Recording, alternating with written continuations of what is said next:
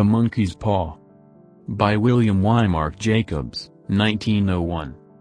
Without, the night was cold and wet, but in the small parlor of Laburnum Villa the blinds were drawn and the fire burned brightly. Father and son were at chess, the former, who possessed ideas about the game involving radical changes, putting his king into such sharp and unnecessary perils that it even provoked comment from the white-haired old lady knitting placidly by the fire. "Hark at the wind," said Mr. White, who, having seen a fatal mistake after it was too late, was amiably desirous of preventing his son from seeing it. "I'm listening," said the latter, grimly surveying the board as he stretched out his hand. "Check." "I should hardly think that he'd come tonight," said his father, with his hand poised over the board.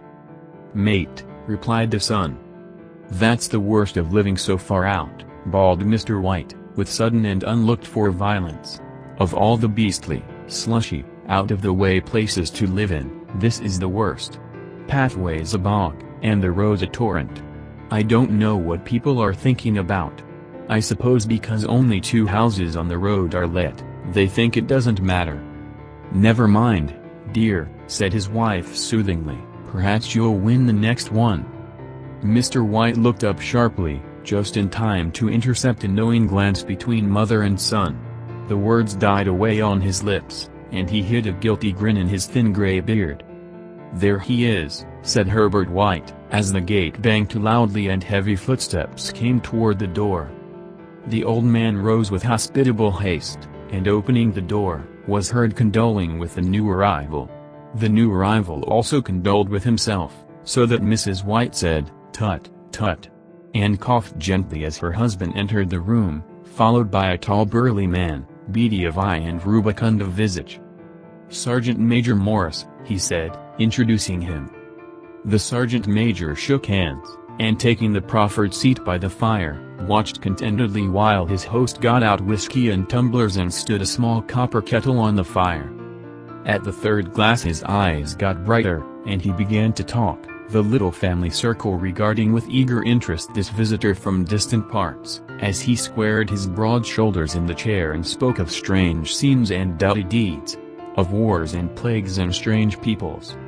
21 years of it," said Mr. White, nodding at his wife and son. "When he went away he was a slip of a youth in the warehouse. Now look at him."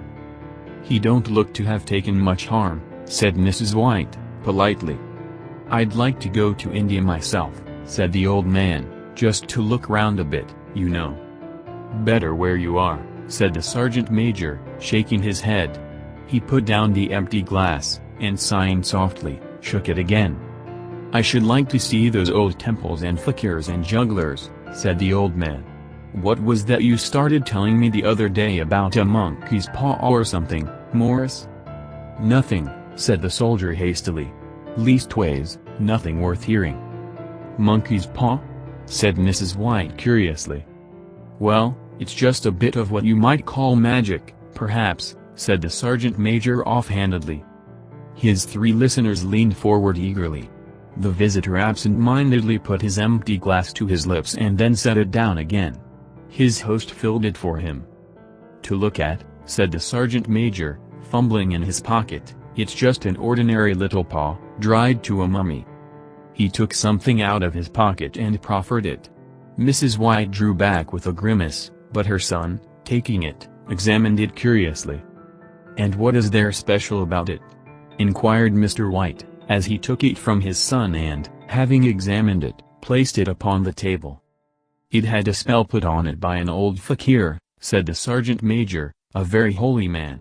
He wanted to show that fate ruled people's lives, and that those who interfered with it did so to their sorrow. He put a spell on it so that 3 separate men could each have 3 wishes from it." His manner was so impressive that his hearers were conscious that their light laughter jarred somewhat. "Well, why don't you have 3, sir?" said Herbert White cleverly. The soldier regarded him in the way that middle age is wont to regard presumptuous youth.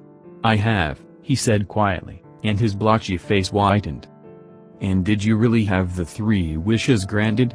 asked Mrs. White. "I did," said the sergeant major, and his glass tapped against his strong teeth. "And has anybody else wished?" inquired the old lady. The first man had his 3 wishes, yes, was the reply. I don't know what the first 2 were, but the third was for death. That's how I got the paw. His tones were so grave that a hush fell upon the group. If you've had your 3 wishes, it's no good to you now, then, Morris, said the old man at last. What do you keep it for? The soldier shook his head. Fancy, I suppose, he said slowly. If you could have another 3 wishes, said the old man, eyeing him keenly, would you have them? I don't know, said the other. I don't know. He took the paw and dangling it between his front finger and thumb, suddenly threw it upon the fire. White, with a slight cry, stooped down and snatched it off. Better let it burn, said the soldier solemnly. If you don't want it, Morris, said the old man, give it to me. I won't, said his friend doggedly. I threw it on the fire. If you keep it, don't blame me for what happens. Pitch it on the fire again, like a sensible man.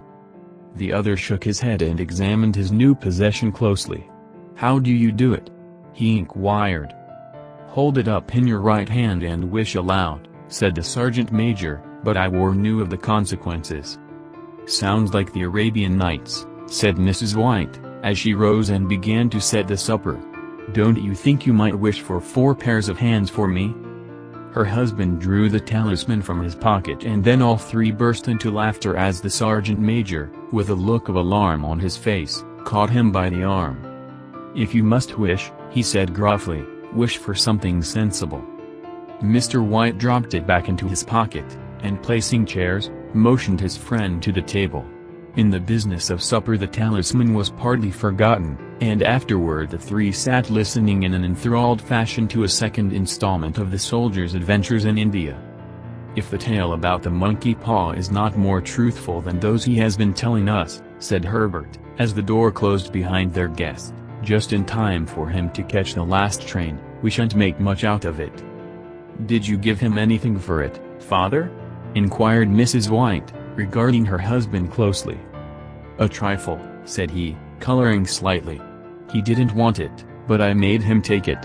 And he pressed me again to throw it away. Likely, said Herbert, with pretended horror. Why, we're going to be rich, and famous, and happy. Wish to be an emperor, father, to begin with, then you can't be henpecked. He darted round the table, pursued by the malign Mrs. White armed with an antimacassar. Mr. White took the paw from his pocket and eyed it dubiously. I don't know what to wish for, and that's a fact, he said slowly. It seems to me I've got all I want. If you only cleared the house, you'd be quite happy, wouldn't you? Said Herbert, with his hand on his shoulder. Well, wish for £200, then, that'll just do it. His father, smiling shamefacedly at his own credulity, held up the talisman, as his son, with a solemn face somewhat marred by a wink at his mother, sat down at the piano and struck a few impressive chords. I wish for £200, said the old man distinctly. A fine crash from the piano greeted the words, interrupted by a shuddering cry from the old man. His wife and son ran toward him. It moved, he cried, with a glance of disgust at the object as it lay on the floor. As I wished it twisted in my hands like a snake. Well, I don't see the money, said his son, as he picked it up and placed it on the table, and I bet I never shall. It must have been your fancy, father, said his wife, regarding him anxiously. He shook his head.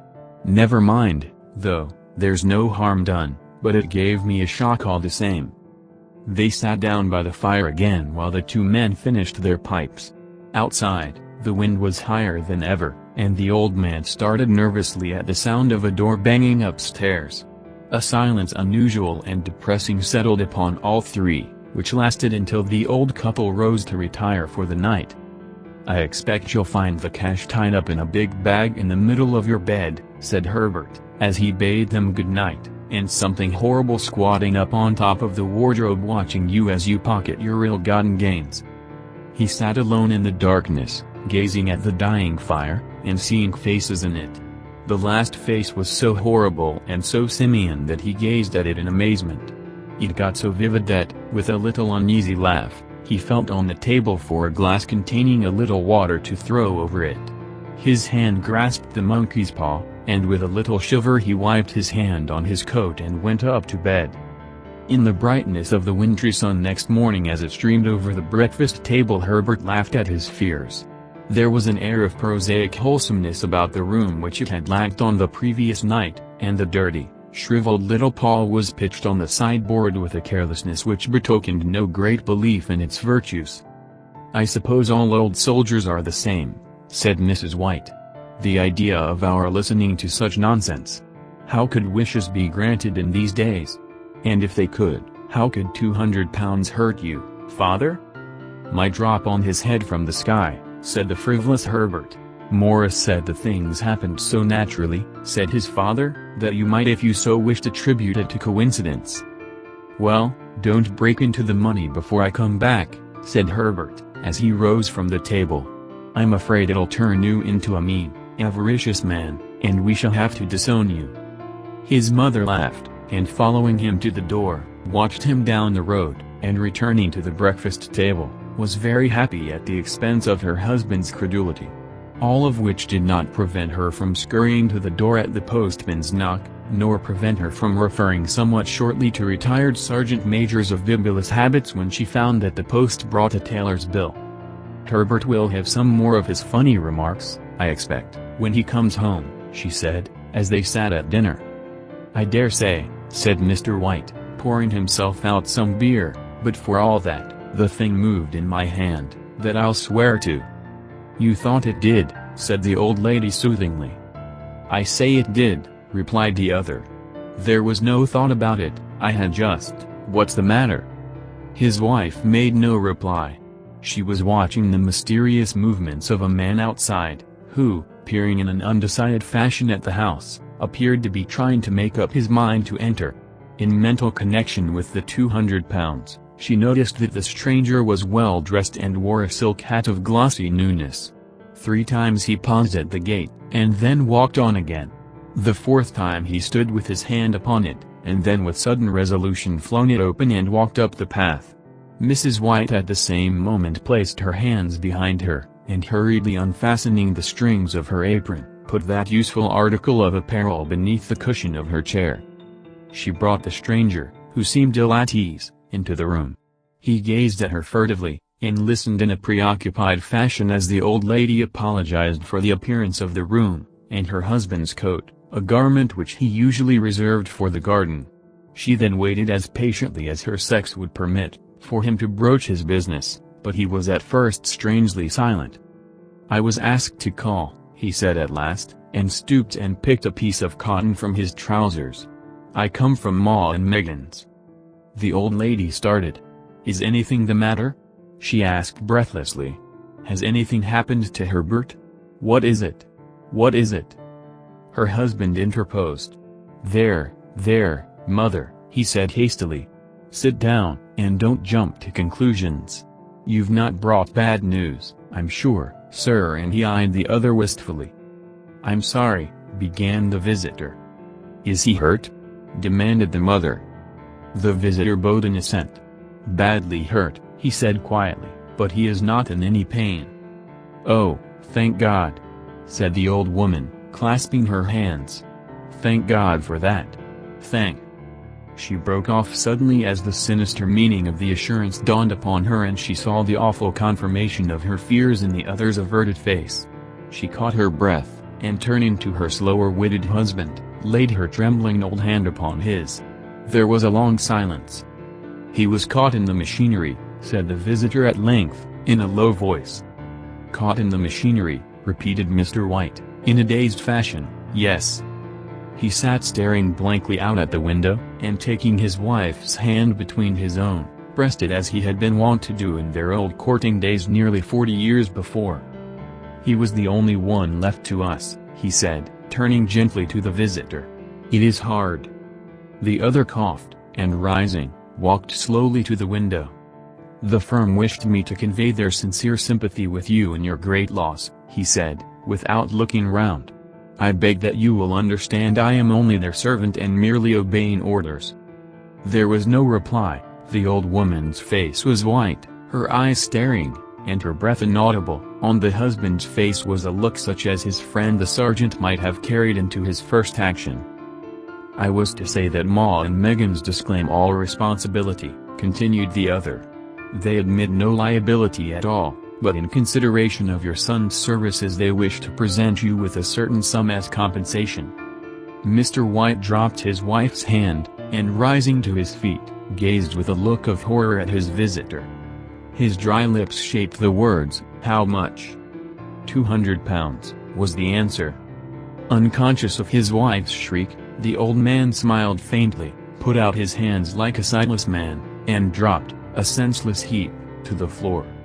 In the huge new cemetery, some 2 miles distant, the old people buried their dead, and came back to a house steeped in shadow and silence. It was all over so quickly that at first they could hardly realize it, and remained in a state of expectation as though of something else to happen, something else which was to lighten this load, too heavy for old hearts to bear. But the days passed, and expectation gave place to resignation, the hopeless resignation of the old, sometimes mescaled, apathy. Sometimes they hardly exchanged a word, for now they had nothing to talk about, and their days were long to weariness. It was about a week after that the old man, waking suddenly in the night, stretched out his hand and found himself alone. The room was in darkness, and the sound of subdued weeping came from the window. He raised himself in bed and listened. "Come back," he said tenderly. "You will be cold." "It is colder for my son," said the old woman, and wept afresh. The sound of her sobs died away on his ears. The bed was warm, and his eyes heavy with sleep. He dozed fitfully, and then slept until a sudden wild cry from his wife awoke him with a start. "The paw!" she cried wildly. "The monkey's paw!" He started up in alarm. Where is it? What's the matter?" She came stumbling across the room toward him. "I want it," she said quietly. "You've not destroyed it?" "It's in the parlor, on the bracket," he replied, marveling. "Why?" She cried and laughed together, and bending over, kissed his cheek. "I only just thought of it," she said hysterically. "Why didn't I think of it before? Why didn't you think of it?" "Think of what?" he questioned. "The other 2 wishes," she replied rapidly. "We've only had one." "Was not that enough?" he demanded fiercely. "No," she cried, triumphantly, "we'll have one more. Go down and get it quickly, and wish our boy alive again." The man sat up in bed and flung the bedclothes from his quaking limbs. "Good God, you are mad!" he cried aghast. "Get it," she panted, "get it quickly, and wish, oh, my boy, my boy." Her husband struck a match and lit the candle. "Get back to bed," he said, unsteadily. "You don't know what you are saying." "We had the first wish granted," said the old woman, feverishly, "why not the second?" "A coincidence," stammered the old man. "Go and get it and wish," cried the old woman, quivering with excitement. The old man turned and regarded her, and his voice shook. "He has been dead 10 days, and besides I would not tell you else, but I could only recognize him by his clothing. If he was too terrible for you to see then, how now?" "Bring him back," cried the old woman, and dragged him toward the door. "Do you think I fear the child I have nursed?" He went down in the darkness, and found his way to the parlor, and then to the mantelpiece. The talisman was in its place, and a horrible fear that the unspoken wish might bring his mutilated son before him ere he could escape from the room seized upon him, and he caught his breath as he found that he had lost the direction of the door. His brow cold with sweat, he felt his way round the table, and groped along the wall until he found himself in the small passage with the unwholesome thing in his hand. Even his wife's face seemed changed as he entered the room. It was white and expectant, and to his fears seemed to have an unnatural look upon it. He was afraid of her. "Wish!" she cried, in a strong voice. "It is foolish and wicked," he faltered. "Wish!" repeated his wife. He raised his hand. "I wish my son alive again." The talisman fell to the floor, and he regarded it fearfully. Then he sank trembling into a chair as the old woman, with burning eyes, walked to the window and raised the blind. He sat until he was chilled with the cold, glancing occasionally at the figure of the old woman peering through the window. The candle end, which had burned below the rim of the china candlestick, was throwing pulsating shadows on the ceiling and walls, until, with a flicker larger than the rest, it expired. The old man, with an unspeakable sense of relief at the failure of the talisman, crept back to his bed, and a minute or two afterward the old woman came silently and apathetically beside him. Neither spoke, but both lay silently listening to the ticking of the clock. A stair creaked, and a squeaky mouse scurried noisily through the wall. The darkness was oppressive, and after lying for some time screwing up his courage, the husband took the box of matches, and striking one, went downstairs for a candle. At the foot of the stairs the match went out, and he paused to strike another, and at the same moment a knock, so quiet and stealthy as to be scarcely audible, sounded on the front door. The matches fell from his hand. He stood motionless, his breath suspended until the knock was repeated. Then he turned and fled swiftly back to his room, and closed the door behind him. A third knock sounded through the house. "What's that?" cried the old woman, starting up. "A rat," said the old man, in shaking tone. "The rat. It passed me on the stairs." His wife sat up in bed listening. A loud knock resounded through the house. "It's Herbert!" she screamed. "It's Herbert!" She ran to the door, but her husband was before her, and catching her by the arm, held her tightly. "What are you going to do?" he whispered hoarsely. "It's my boy, it's Herbert!" she cried, struggling mechanically. "I forgot it was 2 miles away. What are you holding me for? Let go. I must open the door." "For God's sake, don't let it in," cried the old man trembling. "You're afraid of your own son?" she cried, struggling.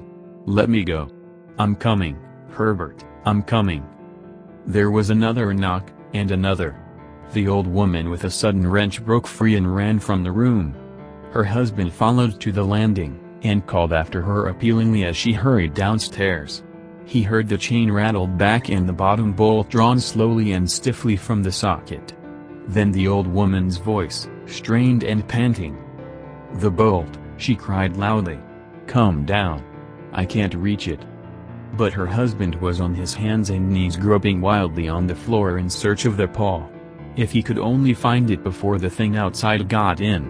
A perfect fusillade of knocks reverberated through the house, and he heard the scraping of a chair as his wife put it down in the passage against the door.